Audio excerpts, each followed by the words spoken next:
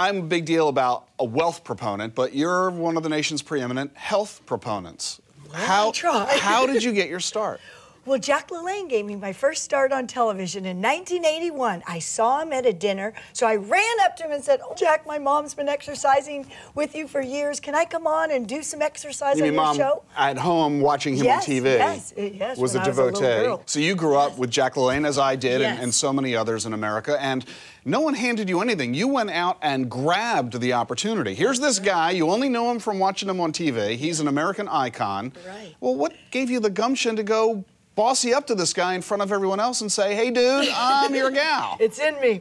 I just did it, and it paid off because he gave me my first start on TV, and then I became his co-host with his wife, Elaine LaLanne, and he passed away last year, and I got an opportunity to, say a few words at his celebration of life with Arnold.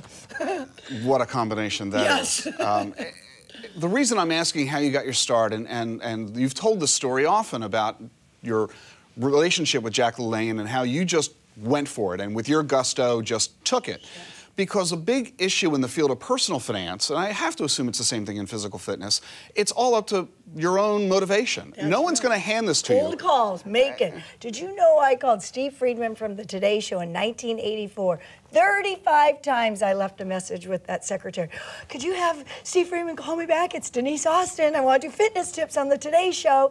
And finally, I called it a different time, 6:30 at night, and he answered. Wait. The other 34 were all you called at the same time of day? Well, 9 to 5. I've tried to be respectful. And then one night I said, I'm going to call him at a different time. I called at 6:30, answered the phone. He said, "I love your enthusiasm. Come on up, make a presentation to me." And I was there the next Monday, and I became the fitness expert for 4 years on the Today Show. So that sounds like lesson number one is it's all up to you. Go for it. Perseverance. Yes, perseverance. Determination. I believed in myself. I have my degree. I was a gymnast, so I had discipline. I knew what I wanted to do. I work hard.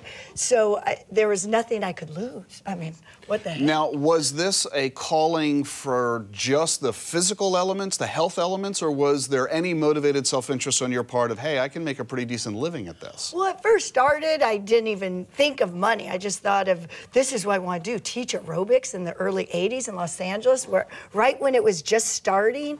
And then Jane Fonda came out with DVDs by 1984, videos, VHS, and I thought, oh my gosh, well, I'm on TV. I think I could make one of those.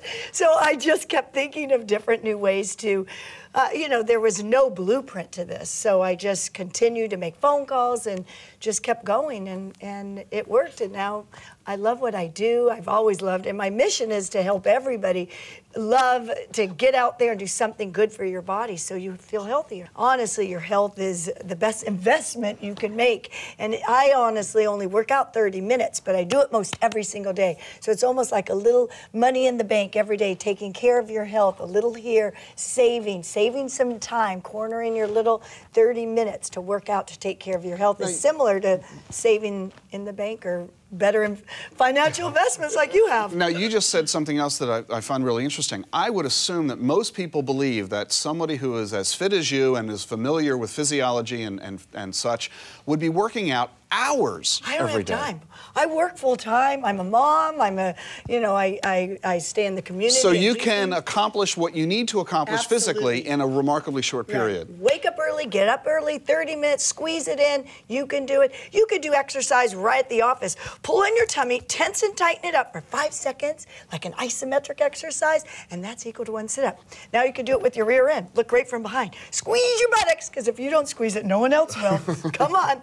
So there's lots of toning and tightening that you could do throughout the day. Do you discover any correlation between physical fitness and fiscal fitness? Honestly, I think if you feel good, you have confidence to go out and get the job you want, enjoy the job, and the key is to do what you love and take it all the way. All the academic data tells us, the census data and all the studies show us that as people improve their physical fitness, they do improve their financial fitness as well. Awesome. They go hand in hand.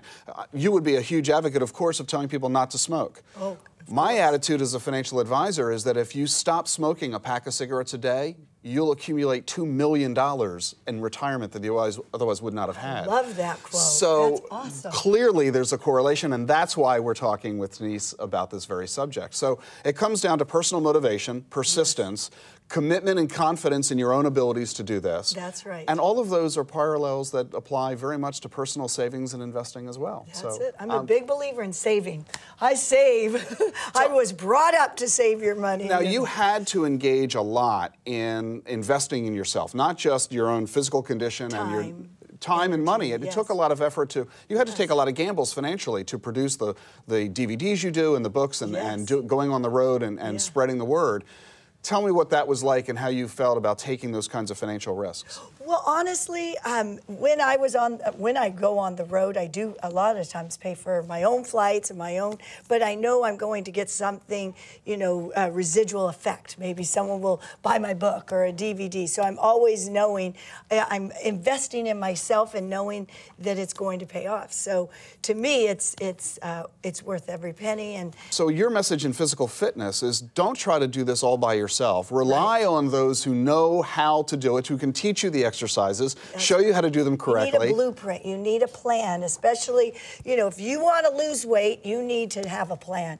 A home wouldn't be built without a blueprint. So if you want to lose weight, there's got to be a plan. You've got to say, okay, I'm going to wake up and work out. Even if it's 10 minutes a day, you've got to start somewhere. And there's another identical pattern there with financial planning, because we argue that it doesn't take a lot of time to be a successful investor or saver. You don't have to be glued to the TV to paying attention to the markets minute by minute. A very limited amount of time can produce outstanding results. So there are so many similarities between health and wealth. It's just invigorating to see. Yes. Denise, thanks so much for joining me. Thank you, Rick. So fun.